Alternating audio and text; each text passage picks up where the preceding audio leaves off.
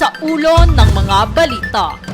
Panibagong presyo sa petrolyo, umabot ng hanggang 12 pesos and 90 cents kada litro. Publiko binalaan laban sa travel scams ngayong Holy Week. Mga pantalan, siniguradong handa sa dagsa ng pasahero ngayong Semana Santa.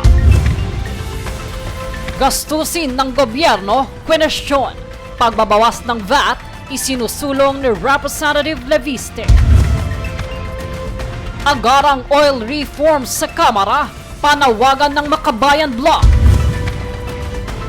Payout ng cash aid para sa mga driver, patuloy na isinasagawa ng DSWD.